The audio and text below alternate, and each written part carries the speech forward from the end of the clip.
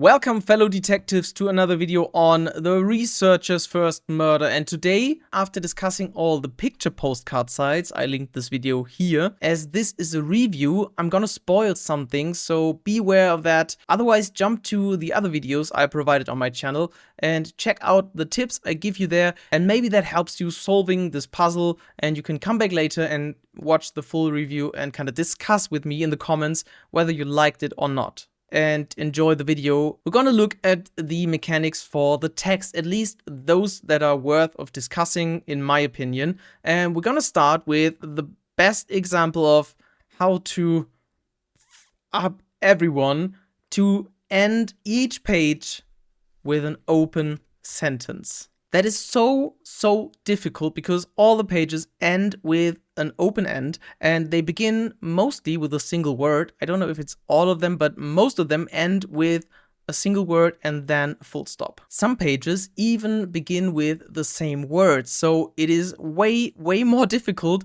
than you expect at first, and maybe more difficult than in Cain's Jawbone, the puzzle that originated all this from the researcher's first murder. Still, you can go through it and you can order all the pages, which kind of is necessary because otherwise you won't understand every single bit you need. So the mechanic of connecting pages is very difficult, although there are some pages that quite easily belong together, but sometimes it's still hard to do. There isn't often a confirmation or something alike, so you just have to go by your feeling. Some pages kind of fit together from the context and the gist of every page, but the connection doesn't seem to fit, and that's where another mechanic that is spoiled, or let's say explained in the text, comes into place. It is about the mysterious characters, the extra characters you need to find and eliminate, but maybe visit later. It is more than once that these characters, so special letters in each and every page, hinder you to identify the correct connection. That is, for example, with the indigo line. It isn't indigo at all. It doesn't have to do anything with colors. It is about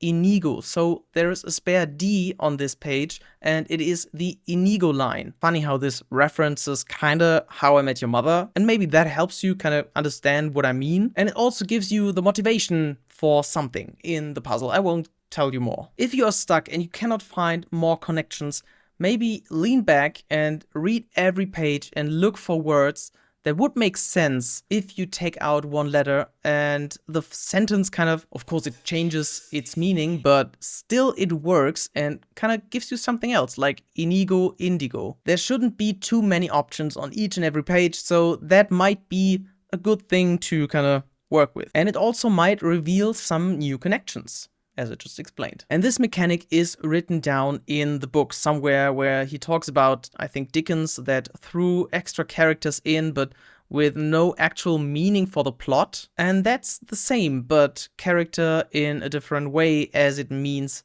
letters. One thing that I was glad it wasn't as important as I first thought was the Eris game. The Eris game is a very clever but also very difficult wordplay game that works with Cockney rhyming slang, which is difficult, especially if you are a non-native speaker, but it also has two different levels, and that makes it very hard to solve, and it helps you to identify a chapter in the puzzle, but also kind of form the story. I did not solve all the Eris pieces, and still I got to the solution, so I can tell you it isn't necessary, but it's very clever and very well constructed. I won't give you an example, but there are some examples. But yeah, I think the most important thing is you don't need to solve it, but you can, and it helps you understanding the story. Compared to Cain's Jawbone, there weren't as many crossword clues as far as I remember, but there was one very specific crossword clue that was also difficult but doable, and that gave you a location that helps you figuring out where everything takes place. Everything meaning the important action in that chapter. Although I'm talking about the mechanics, I won't explain the specific mechanic of this wordplay or kind of crossword clue, but let me tell you, it isn't about Googling anything. You won't find that place. You need to take the letters and kind of do something with it and work in that way. I hope that helps. Otherwise, just leave me a comment down below and I'll try to explain it once more. And maybe I can come up with a clever clue that doesn't spoil too much. Because it is always about the dopamine hit and the feeling of, yes, I solved that on my own. I also needed some nudges from people that went faster than I did, and it helped me, and it is no shame. Because it is a very difficult puzzle, and you can be proud if you solved at least half of it on your own. It is complicated. Yeah, let's get into the next mechanic. And let's revisit all the extra characters we've just thrown out and eliminated and rearrange them once we have the correct order of the pages. And now you just need the right order of the pages. Yeah, okay.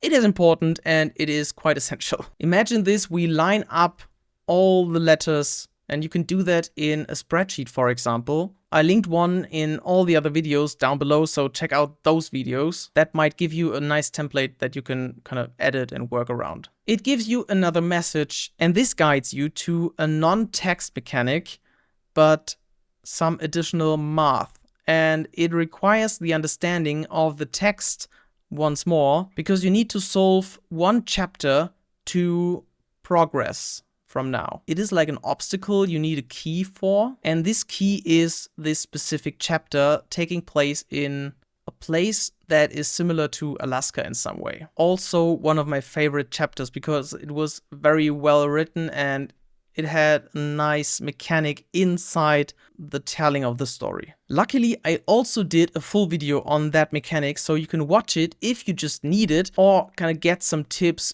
to progress. You can find the video up here in the info cards. I just gonna jump to the conclusion, which gives you kind of a telegram, and that reveals a lot for the final answer, how the murder happened in the sealed room, and it gave you on so few words, so much information and so much revelation. Because it explains why the hell is this puzzle called the researcher's first murder. And speaking of mechanics, I need to take a bow because a thing that was so obvious, yet nobody considered it to be important, is each page, spoiler warning, has 201 words. Each page. It is constructed in a way that the middle word fits into the telegram. So everything is built around this. So if you kind of reverse engineer it, and that's probably how John Finnemore did write this, you have this fixed word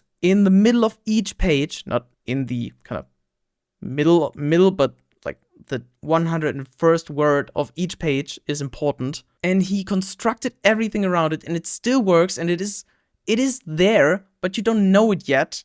And nobody, as far as I've seen on Reddit, mentioned that the word count for each page is the same, which is odd. Nobody recognized it because maybe the layout from each page is different, and it appears that some are longer, some are shorter. But if you count the words, you'll end up always with the same amount of words. So I take a bow for all the text mechanics John Finnemore implemented in this murder mystery puzzle. They stacked upon each other and made a very, very well written puzzle, and it was nice, and it was a pleasure to deconstruct everything. I hope you had fun during your solve. I certainly did.